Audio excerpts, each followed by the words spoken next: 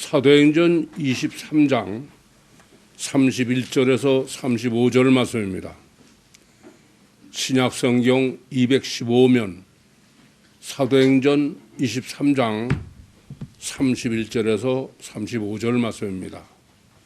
이 기록된 계시의 말씀을 봉독할 때에 지금도 살아계시어서 우리 각 사람 심령 안에 실체로 거하시는 주님의 음성을 친히 들으시기 바랍니다. 보병이 명을 받은 대로 밤에 바울을 데리고 안디바드리아에 이르러 이튿날 마병으로 바울을 호송하게 하고 영문으로 돌아가니라. 저희가 가이사랴에 들어가서 편지를 총독에게 드리고 바울을 그 앞에 세우니 총독이 읽고 바울더러 어느 영지 사람이냐 물어 길리기아 사람인 줄 알고 가로되 너를 송사하는 사람들이 오거든 네 말을 들으라 하고 헤롯 궁에 그를 지키라 명하니라. 아멘.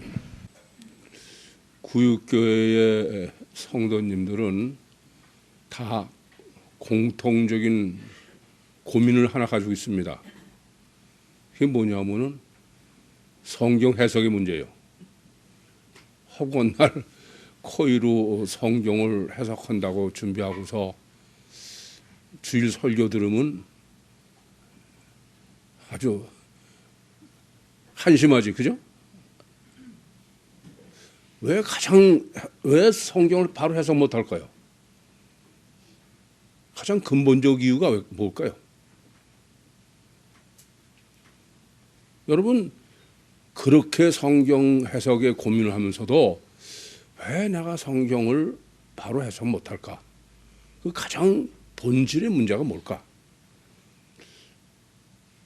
그걸 생각 안 하시는 것 같아. 그러니 해결될 리가 없죠.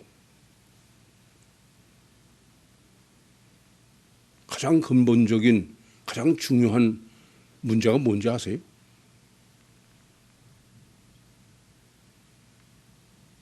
그건 다른 게 아니에요. 모순을 말해요. 모순 강조를. 제가 설교할 적마다 거의 모순의 문제를 강조해 드리지만 여러분이 성경을 보고 안 보이는 거는 우선은 모순으로 안 보여서 그래. 성경에서는 이건 절대 문제예요. 성경은 하나님께서 인간의 언어로 계시해 주시는 것이 성경입니다. 그런데 하나님은 이사야서 55장 8절 9절에서 계시한 것처럼 우리하고는 너무 틀려. 무한대로 틀리세요. 그런 하나님의 뜻을 인간의 언어로 인간에게 계시하셨다. 그러면 그건 모순일 수밖에 없어. 그게 정상적이에요. 안 그렇습니까? 이 성경은 창세기 1장 1절부터 계시록 22장 21절까지 전체가 아예 모순으로만 꽉 차 있어. 성경은 모순의 전집이다. 그렇게 생각하시면 돼. 모순을 모순으로 못 보면은 그 성경을 해석은 불가능한 거죠. 그럼 왜 하나님은 꼭 이렇게 모순으로 성경을 계시하셨을까? 그 점도 생각해야 돼요. 그것은 우선 정당한 의문이에요. 여러분이 모순으로 안 보이는 거는 그 보고선 모순으로 안 보이니까 의문이 생길 수가 없죠. 모순으로 보이면 의문이 생기겠어요? 안 생기겠어요? 제가 늘 정당한 의문이 문제다. 그 말은 모순으로 못 보고 있다는 점이에요.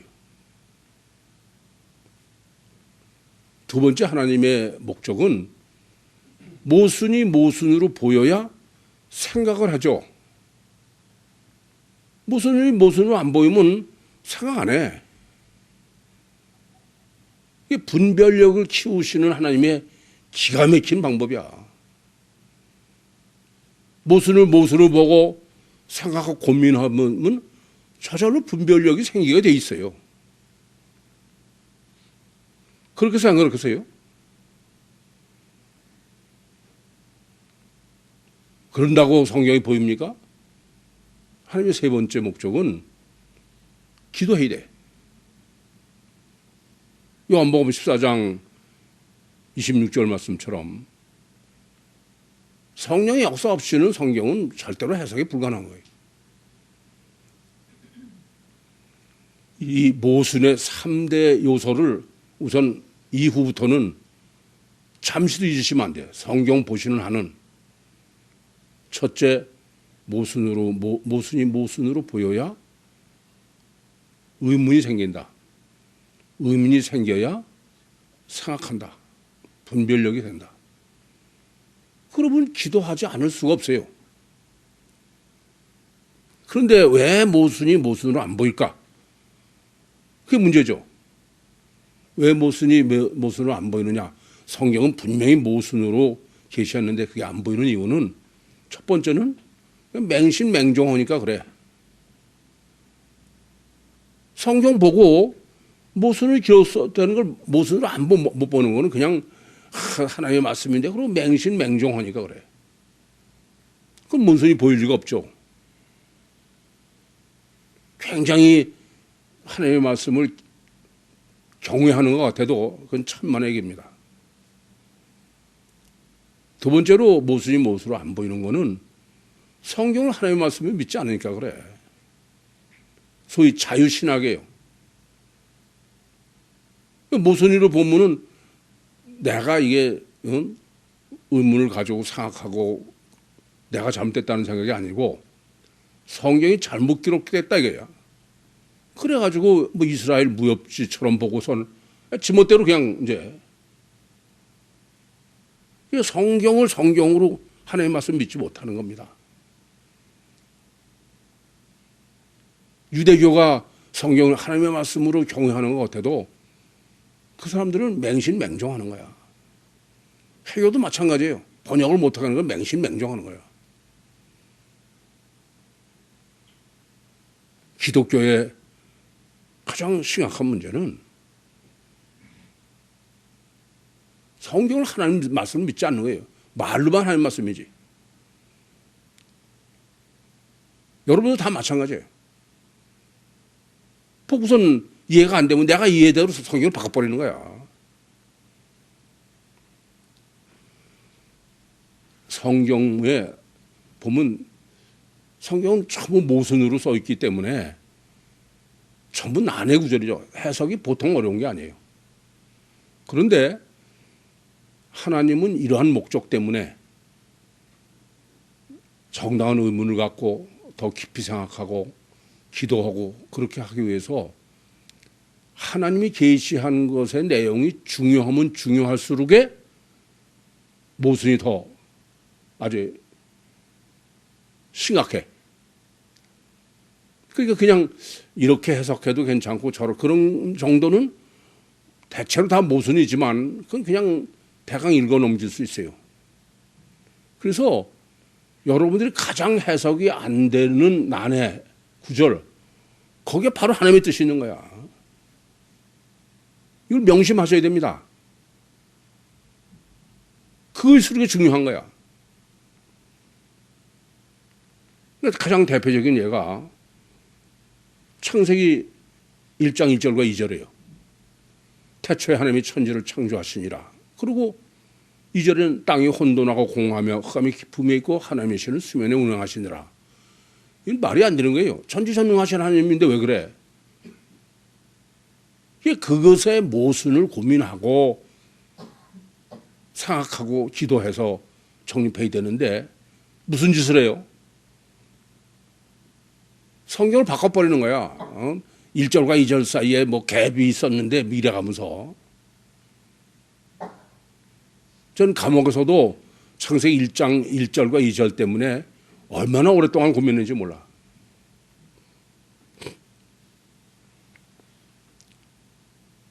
그렇지 않습니까? 또 제가 엄청 고민한 거는 창세기 1장 27절에요.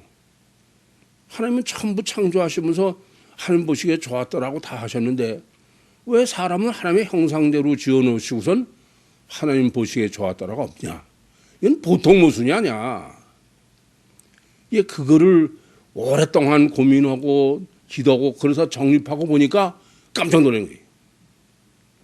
창세기 1장에는 하나님께서 다 보시기 좋았다고 하셨는데 하나님이 보시기 좋았다가 빠진 데가 세 군데가 있더라고요. 창세기 1장 1절과 2절 후에 빠졌어. 또 둘째 날 물막 그때 빠졌어요.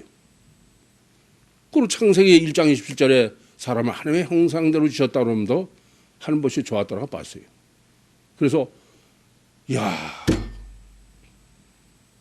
창세기 1장을 설계하시면서 사람을 계시하시는 데는 전부 하나님 보시기에 저가 빠졌구나. 그래서 제가 사람은 완성태로 설계하신 게 아니라 발전태로 설계하셨고 그것을 하나님 보시기에 좋았다라가 있으면 안 된다. 그게 가장 최선이다. 그런 정립을 할 수 있었던 거예요. 창세기 2장 18절도 마찬가지죠. 아니 전지전능하신 하나님이 왜 아담을 독초하도록 창조해 놓으시고선 스스로 하나님 보시기에 독초하는 게 좋지 못하다. 이건 도저히 저는 이 말이 안 되는 거예요. 여러분 이 점을 잊지 마셔야 돼. 하나님께서는 정말 하나님의 뜻을 깊이 계시하는 데는 이렇게 전부 아예 웬만해서는 해석이 불가능하도록 모순되게 난해 구절로 해놓으셨어요. 이 주석 같은 걸 아예 전 못 보게 해. 왜냐? 그건 그냥 봐서 뭐 고민할 거 없는 거는 다 해석을 해놨어. 근데 난해 구절은 전혀 다 해석이 없어요.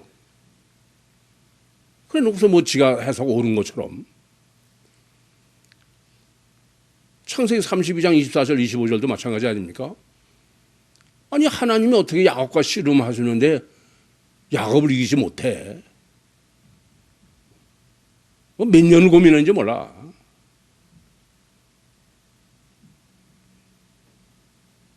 여러분 이 점을 잊지 마셔.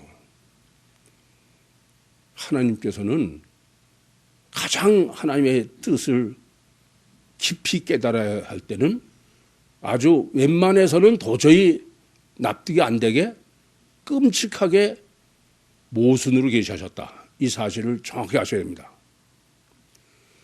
그러면서 제가 지난 9월 달에 처음으로 창세기 49장 16절부터 18절 보고 깜짝 놀랐어요. 성경에 이 창세기 49장 16절 18절처럼 강조한 데가 거의 없어요. 아니 하나님께서 유대인의 메시아 대망의 신학을 유대인이 아니 꼭 이방인 단인이 정립하게 설정하셨으면 그러면 다른 데서 해도 돼. 다른 데다 계시해도 돼요. 얼마든지.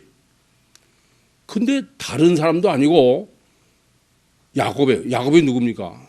이스라엘의 이스라엘. 이스라엘이 이스라엘의 12지파를 축복하는데 한 지파를 빼고선 하신 거예요. 이건 전혀 그건 말이 안 되는 거예요. 유대인들은 그 아무리 이렇게 설명해도 안 받아들일 거야. 왜냐? 아니 유대인의 입장에서 이방인은 그건 할례 없는 사람이 짐승이야. 아예 상종도 안 해. 근데 이스라엘의 12지파를 축복하면서 12지파의 하나를 빼고서는 그러고선 다른 이스라엘의 한 지파 같이 유대인의 메시아 대망의 신학을 정립한다. 이건 사실 상상을 초월할 정도의 강조법이에요. 이제 이렇게 강조법을 생각하셔야 더 깊이 생각하고 깊이 정립을 하죠. 왜 그러실까요? 왜 이렇게 유대인의 메시아 대망의 신학을 이렇게까지 강조하시면서 이방인이 정립하도록 했을까요? 우선 여러분이 하나 아셔야 돼. 성경의 모순 중에 가장 최고의 모순은 뭘까요? 뭘 계시한 걸까요? 아주 최고의 모순. 더 이상 제가 보면 그 이상 모순이 없어. 그게 바로 성육신하신 신인 메시아예요. 우선 처녀가 잉태하여 아들을 낳으리라. 이게 말이 되는 얘기예요? 이건 보통 모순이 아니야. 그러니까 지금도 무슨 그건 과학적으로 말이 안 된다. 처녀가 잉태해서 낳는다. 그 말이 되냐? 안 그래요? 이사야서 9장과 11장에도 한 아이가 낳았다고 해요. 이새의 줄기에서 한 아이가 낳았다고 해요. 또 한 싹이 났다고 해요. 근데 그 싹 난 게 아이가 누구냐? 전능하신 하나님이요. 평강의 왕이요. 영존하시는 아버지요. 이건 도대체 말이 안 되는 거예요. 그 이상 강조법을 모순을 찾아볼 수 없을 정도야. 그러면 이렇게 신인 메시아를 계시한 게 도저히 받아들일 수 없을 정도의 아주 극단적인 모순으로 설정하시는 것은 그건 웬만큼 고민하지 않고 그렇게 해서 그건 아예 불가능하다 그래요. 그 정립은 아예 불가능. 자체가 예수님의 정체성이. 그래서 빌립보서 3장 8절에 예수를 아는 게 그 지식이 얼마나 고상한지 모든 걸 다 배설물로 여겼다. 불가능한 거야. 아예 불가능해. 뿐만 아니라 이러한 성육신하신 신인 메시아가 구원론이 이게 전혀 또 불가능한 얘기야. 전능하신 하나님이 육체 안에 보혜사 성령으로 임마누엘에 하셔서 구한다. 그건 말 같지도 않은 얘기예요. 다른 사람한테도 육체 우선 이중태 얘기하면 지금도 그게 말이 돼요? 더 이상의 제가 볼 때는 모순의 강조법이 없어요. 그래서 성육신하신 신인 메시아의 정체성과 성육신하신 신인 메시아의 구원인 유대인의 메시아 대망의 신학은 그건 유대인이 해서 할 수 있는 것도 아니고 그건 불가능한 거예요, 전혀. 그래서 유대인의 메시아 대망 사상의 신학은 이방인으로 설정해 놓은 거야. 그래서 창세기 49장 16절부터 18절이 끔찍한 강조법을 쓴 거예요. 전 9월 달에 그걸 처음 봐서 지금까지 허구한 날, 이게 참 아주 고민 하나 더 쌓였어. 다시 한번 말씀드리지만 모순을 모순으로 보지 못하면은 그건 아예 성령 보나 마나요. 그건 아예 보나 마나요. 지금 방금 말씀드린 것처럼 더는 나 같더라도 성육신하신 신인 메시아의 정체성이 그게 도대체 그냥 상식으로 되는 거예요? 그렇게 부활한 예수님이 뼈 사리면서 벽을 투과했다. 과학적으로 말이 안 된다. 그렇게 여기는 건 어떤 면에서 당연한 거야. 한심한 것은 말이 안 된다고 해서 성경을 버리는 데 있어. 하나님의 뜻은 이렇게 모순된 것을 생각하고 고민하고 기도해서 정립하라. 이게. 어디까지 하라고 그러는 거냐? 육체 우선이요 가셔 결과가 절대요. 자기 중심적인 마귀의 기름 부음 받은 모든 사람들이 이렇게 성실하신 신인 메시아와 성실하신 신인 메시아의 구원론을 다 받아들일 수 있게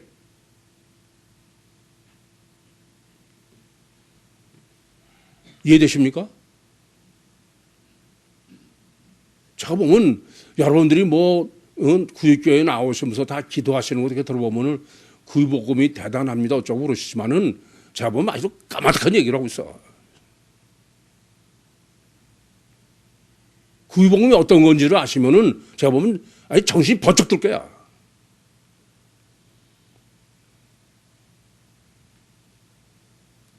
안 그렇습니까? 오늘 본문은 바울이 예루살렘에서 이제 로마로 이사 가는 거야. 이사. 이게 이사쯤의 결론이야. 그게 보통 중요한 게 아니죠.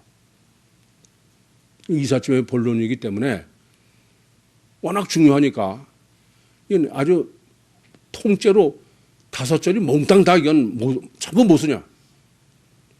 모순 신학을 정립하지 않고는 본문 해석은 아예 불가능하다. 그렇게 보시면 돼. 그러니까 당연히 난해하죠. 어렵습니다. 우선 첫 단추부터 그래. 보병이 영을 받은 대로 이 보병이라는 것은 뭐 다른 게 아니죠. 백부장이 천부장한테 사명을 받은 거예요. 작전 명령을. 그걸 그대로 수행했다는 거예요. 지금. 말이 안 되는 거죠. 우선 작전 명령을 받은 그 작전 명령은 어떤 거냐. 23절, 24절이에요. 그것은 백부장 둘을 불러서 보병 200명과 마병 70명과 창군 200명을 데리고 그것은 바울을 짐승을 태워서 밤 3시에 가이사라까지 무사히 호송해라 이거예요. 그게 지금 백부장이 받은 명령이에요. 그러면 이 명령 받은 것을 지금 받은 대로 완성했다는 거야. 헬라 원문으로는 카타디아 타소인데 그러니까 명령 받은 걸 그대로 했다는 겁니다. 그런데 전혀 그렇지 않아. 천부장이 명령한 것은 보병 200명, 마병 70명, 창군 200명 그리고 바울을 짐승에 태워서 가이사라까지 가야 돼.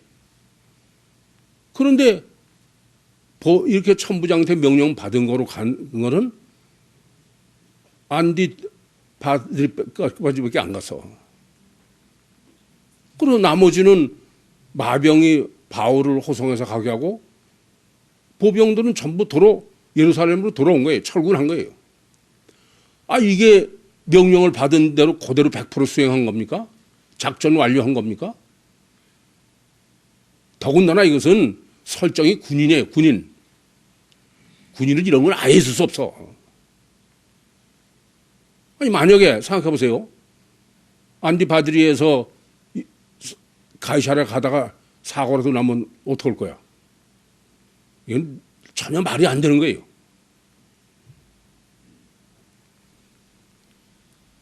그런데 본문은 뭐라고 얘기하냐? 천부장한테 명령을 받은 걸 그 작전을 아주 100% 완수했다는 거예요. 완전하게. 이것처럼 확실한 모순이 있어. 이 모순이 안 보입니까? 그 사람은 성경 읽는 게 아니야. 그건. 거기까지 가고서는 그러니까 보병 200명, 또 창군 200명은 예루살렘으로 돌아갔다는 거예요. 되돌아갔다는 거예요. 뭐 남자분들은 군대 갔다 오신 분들은 이게 전혀 말이 안 되는 거 다 알죠. 말이 안 되는 거 알았어요?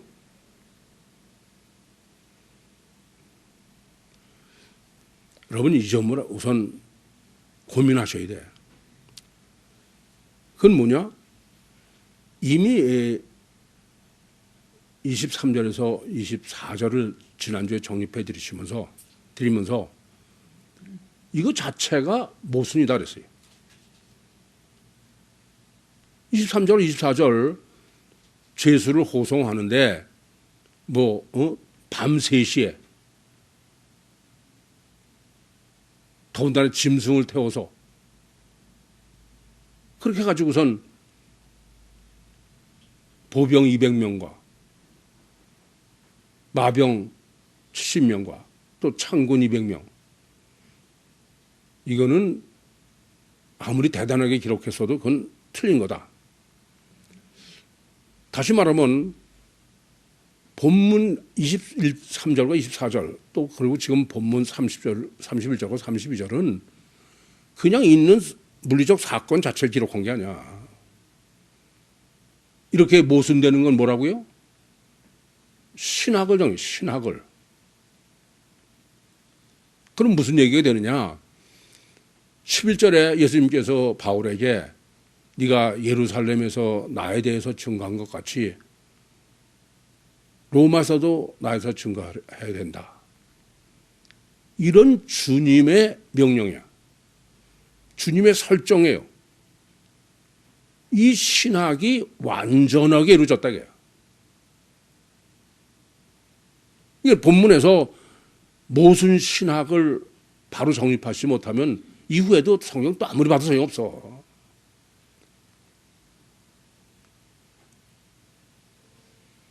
그러니까 작전 명령을 그대로 수행했다. 이루었다. 그렇게 하려면 23절과 24절이 31절과 32절이 딱 같아야 돼. 그런데 보병이 예루살렘으로 회군했다는 얘기는, 철수했다는 얘기는, 그는 보병 200명과 창군 200명은 예루살렘 돌아간 거예요. 그리고 가이사랴는 마병 70명과 바울 짐승 태웠다는, 그렇게만 간 거야. 이 신학을 정립하라. 이 신학을. 그걸 완벽하게 정립해야 된다 겁니다. 그러면 우선 조금 전에 제가 말씀드린 것처럼 23절과 24절이 왜 모순이냐? 그건 죄수를 밤에 그런 건 아예 안 되는 얘기야. 짐승 태우고 그런 것도 다 안 되는 거다. 그래서 지난주에 정립해 드린 것처럼 우선 그 23절, 24절의 강조법은 지난주에도 정립해 드렸습니다만은 백부장이 둘이라고 그랬어요. 근데 백부장이 둘이에요? 아니에요. 최소한도 백부장은 보병에도 둘이 있어야 되고 창군에도 둘이 있어야 되고 그리고 마병에도 하나 있어야 돼. 그런데 왜 둘이라고 그랬냐고요. 그것은 바로 밤하고 군대하고 결합해서 백부장 둘로 강조한 것은 보병이 몇 명이라고요? 200명이야. 둘을 강조하는 거야. 창군도 몇 명? 200명이야. 하필. 그러니까 23절과 24절은 육체 우선 이중체의 신학이지. 이해되세요? 그것을 앞에서 정립해 드렸어. 그리고 짐승을 탔다는 얘기는 바로 창세기 49장 17절에 첩경이라고 했어요. 짐승을 탔다는 것은 육체 우선 이중체고 주체는 육이 아니다. 사람이다. 그리고 첩경이라는 게 뭐예요? 사람이 가는 것보다 말을 타면 빨리 가잖아요. 원죄다 그랬어요. 원죄 신학. 그리고 말굽을 물어서 뒤로 떨어뜨린다. 그는 원죄 구원의 복음서 신학이다 그랬습니다. 따라서 지금 봄 23절과 24절은 창세기 49장 17절이에요. 육체우선 이중체의 신학과 원죄 신학과 원죄 구원의 신학이다. 그래서 이제 바울 이삿짐이 본문에 앞에도 이삿짐이지만 이삿짐은 어떤 거냐? 우선 아셔야 될 거죠. 보병은 철군에서 회군한 거예요. 되돌아갔어요. 그냥 되돌아가만 한 게 아니고 되돌아서 어디로 갔다고요? 영문에 갔다는 거야. 그 말은 그냥 그 영문이 그게 뭐가 중요해? 영문에 갔다는 말은 예루살렘에 주둔하고 있는 로마 군대 안에 군영 안에 갔다는 얘기예요. 이해되시죠? 무슨 말씀인지? 그러니까 이런 말이 되는 거예요. 바울이 지금 결국 로마로 가는데 바울의 이삿짐에 구약 성경은 가져갔다. 구약 성경은 의미가 여러분 생각해봐. 지금 바울이 예루살렘이나 유대에서 사역하는 게 아니에요. 어디로 가서 하라고요? 이방인인 로마로 가야 되는 거야. 그럴 때 구약 성경은 가져갔다 합니다. 그런데 뭐는 안 가져가느냐 하면은 구약 성경의 신학을 안 가져가요. 창세기 49장 16절부터 18절은 신구약 성경 한 권 전체야. 그 중에서 육체우선 이중체의 원죄는 신학은 어디 있어요? 구약이야. 구약의 신학이다 이겁니다. 그러니까 구약의 신학인 이중체의 이중본능의 원죄는 보병이에요. 200명.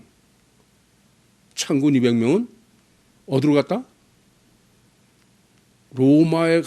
예루살렘에 가서 로마의 군대 안에 들어있는 거야. 거기다 놔두고 온 거예요. 이해됩니까? 그러니까 지금 본문은 이렇게 바울이 이방인인 로마에 가서 사역을 하는데 바울이 가지고 간 것은 당연히 이방인이니까 구약 성경은 가져가야 될 거 아니에요. 그래 안 그래요? 그래서 마병과 70명과 바울은 간 거야. 마병 70명이고 바울은 뭐냐? 바울이 짐승을 타는 걸 뭐라고 그랬어요? 창세기 49장에 원죄, 첩경. 그러니까 성경은 가져갔다 이겁니다. 육체 우선 이중체요, 원죄요. 그걸 계시한 성경은 가져갔어. 그러나 구약 성경의 신학은 어디다가 로마에 남겨. 예루살렘의 군대 안에. 그게 바울 서신은 무슨 얘기예요? 바울 서신은 구약 성경은 가져갔지만 구약 성경의 신학은 없는 거예요. 이에 대해서 무슨 말씀인지? 그 기가 막히게 지금 본문에서 안디바드리아의 회군으로 정립한 거예요. 어렵습니까? 그리고 지금 가이사랴로 간 거는 마병 70명과 그리고 짐승을 탄 바울이에요. 조금 전에도 말씀드렸지만 바울이 짐승을 타고 갔다는 말은 뭐라고요? 원죄라고 했어요. 원죄. 빨리 간 거죠. 원죄. 그리고 마병 70명도 말을 타고 갔어요. 그것도 원죄죠. 더군다나 설정이 70이야.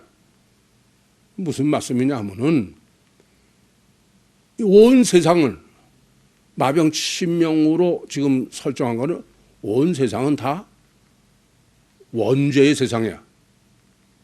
거기에 원죄인 바울이 갔다 이게. 이해돼요? 그러면서 구약 성경은 바울이 이삿짐에 들어있는데 바울의 이삿짐에 구약 성경의 신학은 없다 그래요. 구약 성경의 신학이 있으면은 구유보급이 메시아 대망 신학을 정립할 리가 없죠. 무슨 말인지 이해됩니까? 그래서 그것은 바울이 가져가는 데 없어. 그거는 아예 예루살렘 로마 군대 안에다가 놓고 왔다 그런 의미가 돼. 이해되십니까? 이 점을 아셔야 돼. 그래서 첫 번째 지금 본문은 바울의 이삿짐은 지난주에도 말씀드렸지만 둘이어야 돼요. 하나는 구약과 또 하나는 헬라어 복음서예요.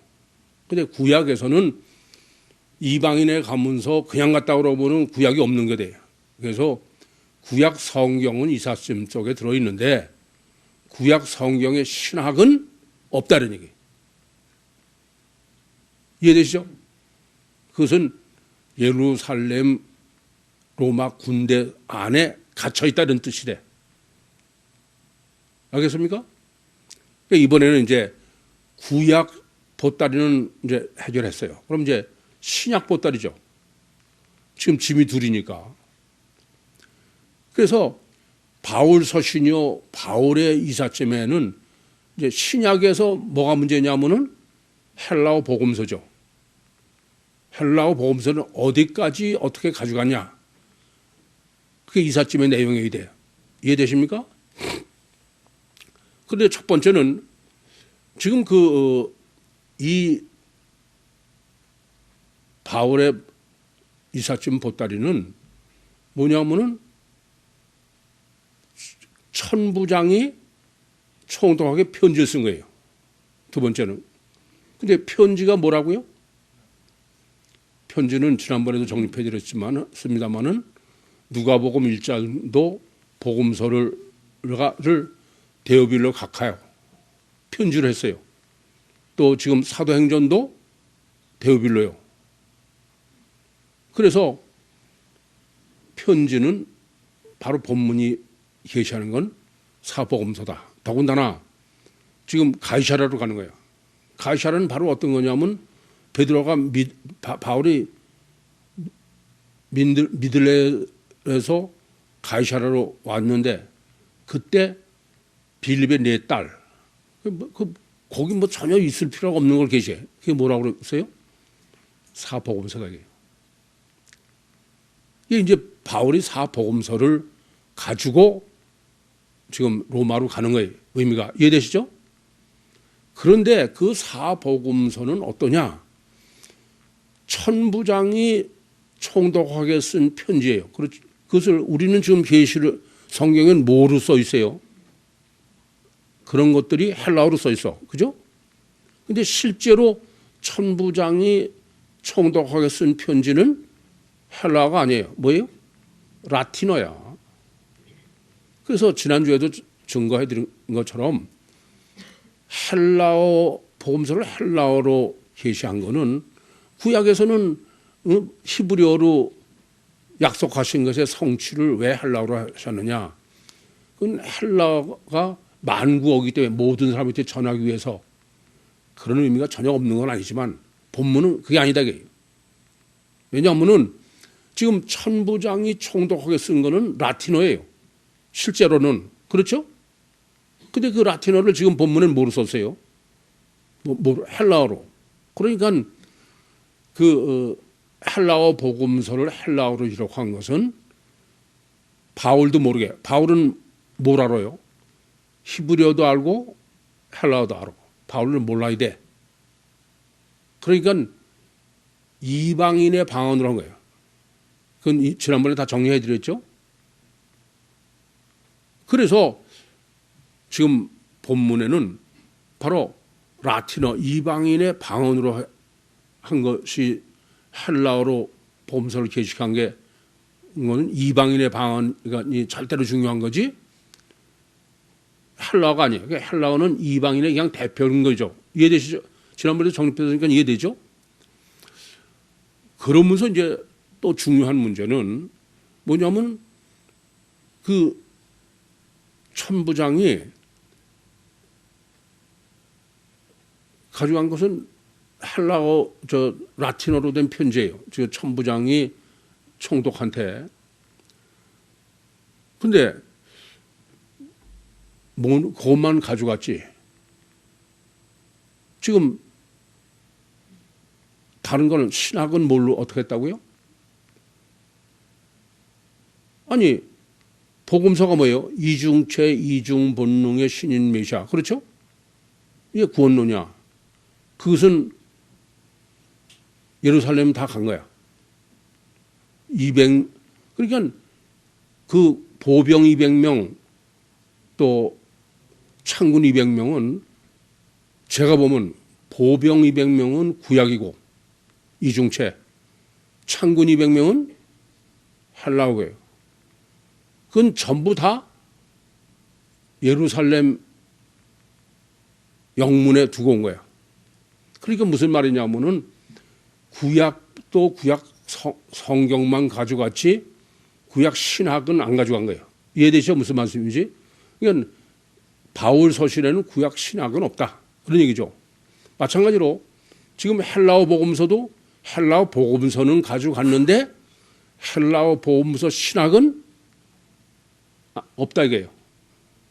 그게 바로 지금 보병으로 했지만 그 보병은 보병 200과 창군 200은 전부 예루살렘 영문 안에 이해되시죠? 그래서 바울 서신에는 그 헬라어 복음서의 신학은 없다 이거예요. 이해됩니까? 그런데 지금 하나 더 문제는 지금 이게 바울의 이삿짐이지 천부장의 이삿짐이 아니에요. 그래 안 그래요? 근데 지금 이 헬라어 복음서는 조금 전에도 천부장이 그 총독한테 쓴 편지의 의미는 이방인의 방언으로 기록한 헬라어 복음서다 그랬어요. 아시겠어요? 그 헬라어 복음서를 지금 가져갔는데 어떡하냐? 바울이 가져간 게 아니야. 누가 가져가요? 백부장이야. 무슨 말씀이냐면은 바울 서신에는 헬라어 복음서는 간접이지 직접 배달한 건 아니다. 무슨 말인지 이해됩니까? 헬라어 복음서는 바울 서신은 헬라어 복음서는 없어. 간접으로만 있다.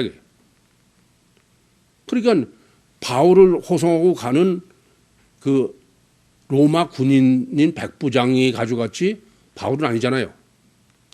이게 굉장히 중요해. 복음서에서는 바울 서신에서는 복음서를 계시해요. 이삿짐이니까. 그런데 직접은 없다 이거예요. 간접만이지. 예컨대 로마서 10장 17절에 믿음은 들음에서 나고 들음은 그리스도의 말씀으로 말미암으니라. 그건 간접이지 내 복음서를 직접 언급한 건 없어. 이해되시죠? 무슨 말씀인지? 그래서 바울 서신은 지금 바울 서신이 가져가야 되는 헬라어 복음서는 첫째는 이방 히브리 사람도 모르고 바울도 모르고 그러는 이방인의 언어다. 그래서 구육교에서밖에 이방인인 구육가 그게 창세기 49장 12절과 16절과 18절에 지금 전개야. 이해되시죠? 그리고 신학을 가져와서는 필요 없죠. 그 헬라어 복음서의 신학도 예루살렘 영문 안에 놔두고 온 거예요. 그게 200명 보병 400명이 철군한 거예요. 이해되십니까? 그래서 그것은 헬라어 복음 바울 서신에는 아예 헬라어 복음서는 간접으로만 게시되어 있다. 이해되시죠? 그렇게 해서 이제 헬라어 복음서인 천부장의 편지를 총독한테 줬어. 그랬더니 총독이 그 편지를 읽었다는 거예요. 뭐 당연한 것 같죠. 근데 읽는다는 헬라어 본문이 아나기노스코입니다. 그러니까 여러분이 우리가 읽는다는 건 우리 글자만 보면 읽는 거지만 아니에요. 히브리서 말하는 읽는다는 얘기는 아예 완전히 아는 거래요. 이해돼요? 완전히 아는 것을 읽는다고 그러지 뭐 뜻도 의미도 모르고 알고 그런 건 아니에요. 그러니까 의미는 뭐냐면은 이 헬라어 복음서는 천부장이 읽었다는 얘기는 천부장은 다 안다 이거예요. 이해돼요? 무슨 말씀인지? 이해돼요? 그것은 바로 천부장이 아니에요. 이것은 천부장이 읽어서 다 안다는 얘기는 헬라어 복음서를 완전하게 증거하는 것은 이방인으로 해야 돼. 육체 우선요 가셔 결과만 100%인 이방인이 완전히 해석한 거지 유대인이나 헬라어는 바울을 못한다 그런 얘기죠. 그러니까 무엇을 설정한 거예요? 지금 이 총독의 편지 헬라어 복음서를 보고 다 완전히 알았다. 그 말은 창세기 49장 16절부터 18절이에요. 유대인의 신인 메시아의 대망의 신학은 이방인이 해야 돼. 이해돼요? 그건 뭐 직접 얘기하면 구유복음이 하는 거지 다른 데는 못한다 이게. 아시겠죠? 그리고 그런데 이 그 천부장이 바로 편지를 보고서는 아는데 어떻게 알았냐면은 원고와 피고가 운연해. 지금 아예 바울 앞에 세워놓고도 원고가 오거든. 너를 송사하는 사람이 오거든 네 말을 듣겠다 그래요. 그 말은 뭐예요? 지금 이 사람이 이방인이라는 걸 잊지 마셔. 이방인은 육체 우선이요 가셔 결과 100%이야. 이러한 이방인의 기준으로 원과 피고를 다 완벽하게 그러니까 이성적이요 합리적이요 과학적인 증거로 지난주에 그걸 법으로 얘기했죠. 그렇게 해야 된다 이게요. 무슨 말씀입니까? 그러니까 이렇게 이방인이 지금 헬라어 복음서를 완벽하게 알려면은 정리하려면은 그러면은 이성적이고 합리적이고 육체적으로 그게 뭐예요?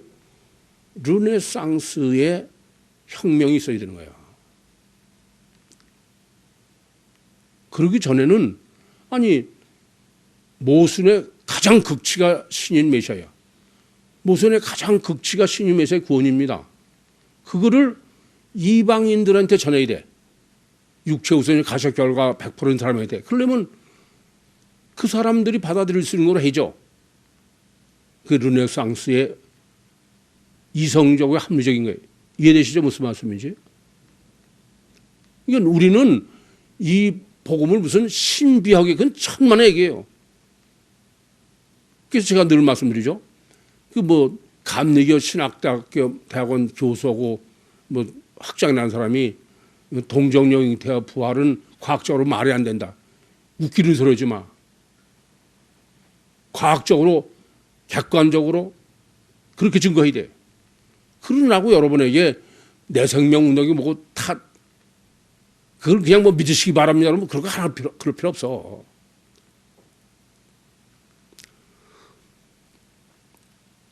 그런 기준으로 분별하게 이게 지금 판단하고 그러기 위해서는 종교 개혁이 필연인 거예요. 지난주에도 말씀드렸지만은 저는 그 전에 천주교가 예수도 믿고 다 그런 줄 알았어. 그래서 다만 서신서 신학이었는데 마틴 루터가 뭐 같은 서신서 신학으로 종교 개혁했다. 그래서 마틴 루터가 안 하는 게 더 낫다 그러는데 그건 회개합니다. 아니에요. 천주교는 아예 말은 뭐 성부, 성사, 성녀지만 거짓말이야. 천주교의 절대는 누구예요? 교황이야. 교황 우상이에요. 교주다 이런 말이에요. 그러니까 이따가 강의 시간에 더 정립해 드릴 문제입니다만은 천주교는 무신 종교야. 그래서 자범죄가 문제고 자범죄를 해결하는 것도 뭐예요? 피가 아니야. 면죄부지. 이해됩니까? 그것을 지금 단일체 다진 본능에 그냥 베드로의 무슨 교황이라고 해서 거기다 다 얽어맨 거죠. 그러던 것이 종교개혁은 왜 마틴 루터가 오직 성경, 오직 예수, 오직 믿음이라고 했나. 그걸 이제서야 제가 바로 아는 거예요. 그건 천주교는 성경도 없어. 그건 있지만 소용없어요. 그렇죠? 그게 뭐 교황이 해석한 거예요. 이건 안 된다는 거야. 그러니까 그거는 교황이 뭐 어떻게 해석하냐 맹신맹종이니까 그건 성경 없는 거고. 예수는 없어요. 그러나고 맨날 성모가 마리아가 더 강조하고 있는 거고. 믿음이 아니라 늘 행위고. 그래서 그 마틴 루터 종교개혁의 또 하나는 만인 제사장 설야. 베드로전서 2장 9절로. 그 말은 뭐냐면 아니 교황만 성경 해석할 수 있는 사람이 아니다. 만인 제사장이라는 건 우리는 누구나 다 할 수 있다. 그래서 성경을 번역하고 인쇄한 거예요. 아시겠어요? 왜 그래요? 그렇지 않으면 이방인은 우리한테 성경이 올 수가 없어. 그래서 지금 이 총독으로 계시하는 것은 이방인인 총독만이 성경을 해석할 수 있는데 그러기 위해서는 첫째는 이성이 회복돼야 돼. 르네상스. 두 번째는 이방인에게 헬라어 복음서가 도달하도록 마틴 루터의 종교개혁이 절대 다 그런 말씀입니다. 그래서 이 점을 잊지 마셔야 돼. 이제 전체 하나님의 그 창세기 49장 16절부터 18절의 마스터 플랜은 천주교의 무신 종교에서 마틴 루터는 피복음이에요. 유신 종교죠. 그게 오직 성경, 오직 예수, 오직 믿음이야. 거기서 구유복음은 뭐예요? 유신 신앙이야. 근데 무신 종교에서 유신 종교는 그게 그거야. 종교 개혁이 돼. 그런데 유신 종교에서 유신 신앙으로 가는 거는 비슷한 게 없어. 혁명이야. 아시겠습니까? 혁명이지 개혁이 아니에요. 그래서 제가 세미나 하면서도 여러분 가치관이 완전히 뒤집어져야지 그러지 않으면 안 된다. 그러니까 이와 같이 창세기 49장 16절에서 18절에 성취되려면은 그는 바로 모순 중에 최고의 모순인 성육신하신 신인 메시아를 과학적으로 증거할 때까지 또 모순 중에 가장 극단의 모순인 성육신 신인 메시아의 구원을 과학적으로 할 때까지 그때까지는 파묻어둬야 돼. 그렇죠?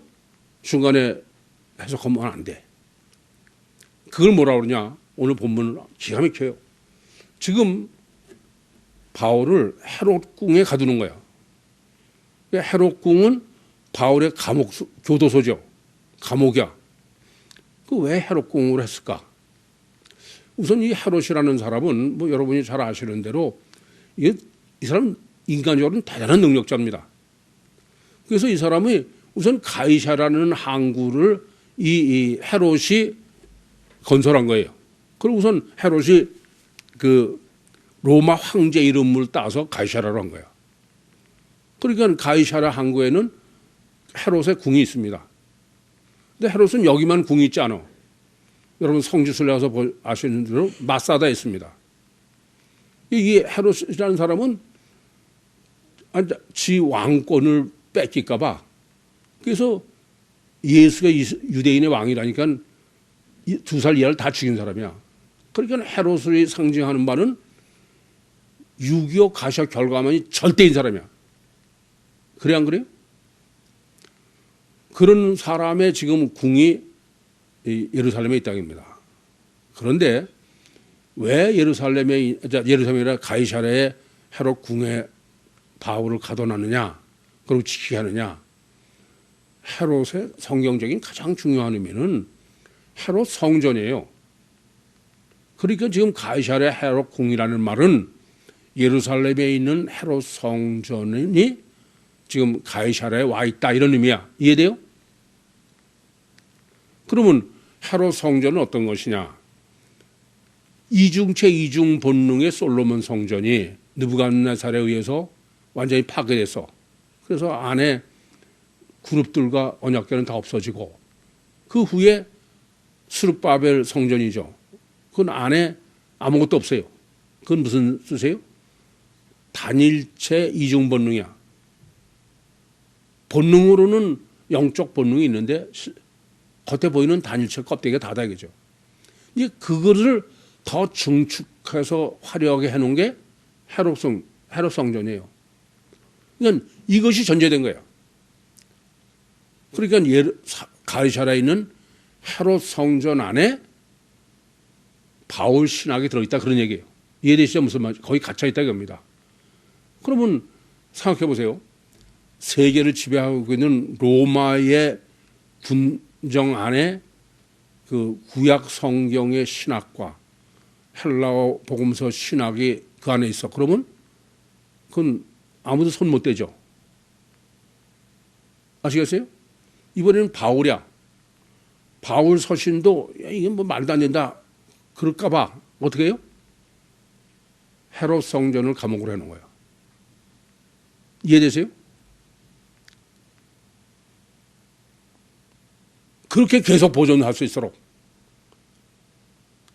헤롯 성전은 맹신, 단일체 이중 본능의 맹신, 맹종이 아주 상징적인 거야. 그래서 계속 정립해 드렸지만 교회 암흑 시대에 헤롯 바울 서신이 없어지면 안 돼. 바울 서신은 헬라어 복음서를 운반해야 되니까. 이해되시죠? 그것을 지금 본문에서는 기가 막히게 헤롯 성전으로. 헤롯 성전은 또 다른 의미를 뭐가 되냐면은 천주의 교황의 의미야, 헤롯은. 그렇죠? 그래서 여기까지 보존할 수 있었던 거예요. 자, 설교 제목을 예수 그리스도를 사랑하라. 제가 예수 그리스도를 증거하라. 예수 그리스도를 믿어라. 예수 그리스도를 좀 사랑하라. 왜 예수 그리스도라고 그러냐?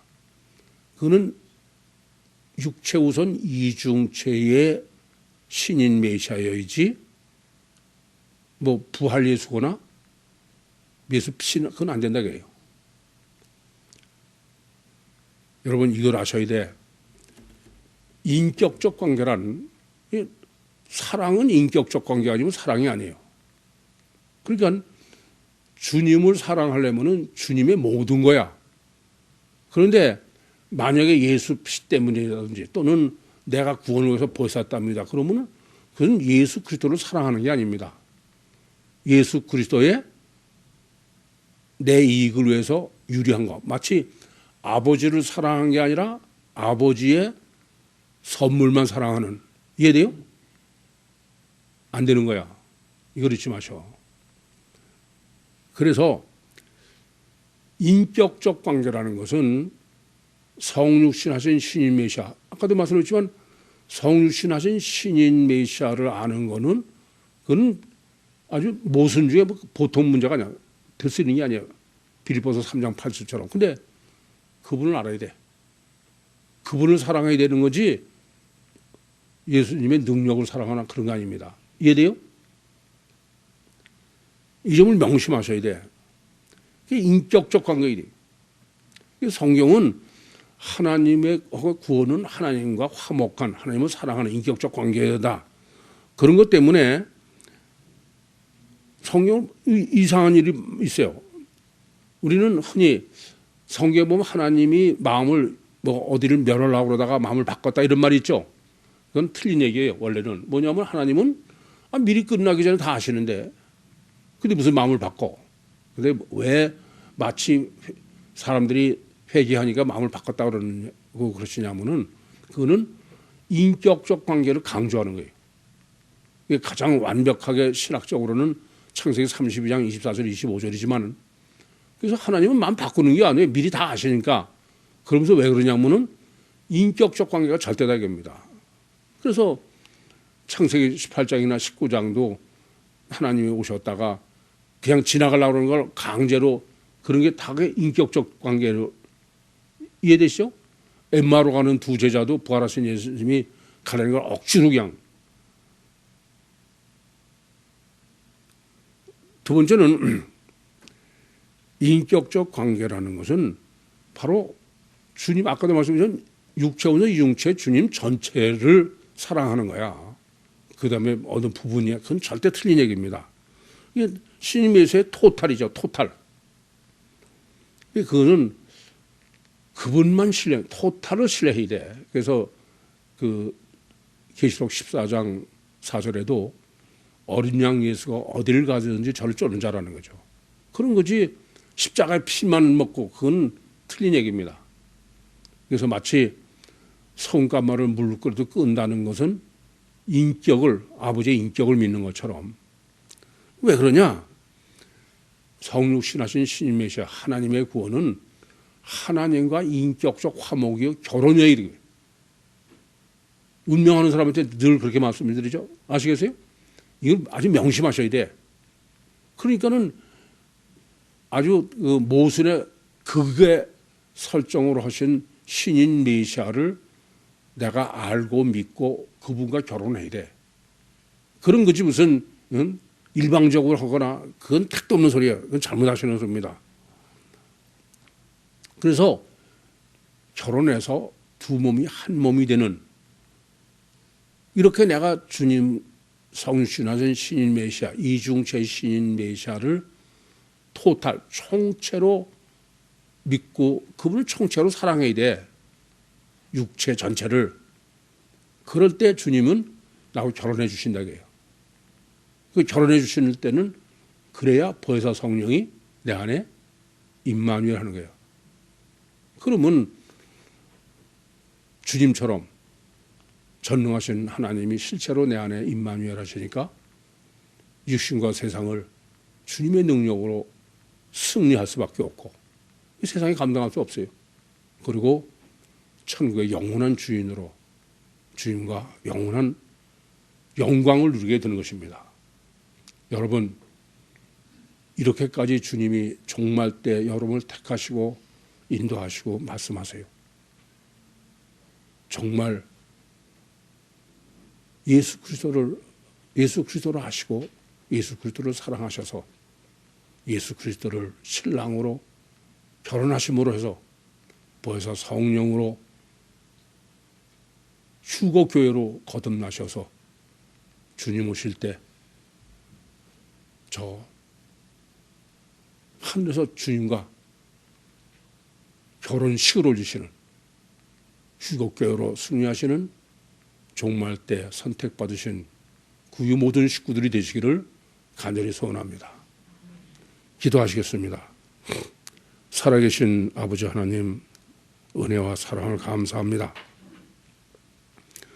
여기까지 말씀하시고 인도하시고 역사하신 주님, 저희보다 저희를 더 잘 아시겠사오니 은혜의 은혜를 더해 주셔서 종말 때 선택받은 사람으로 예수 이름으로 승리케 하여 주시옵소서.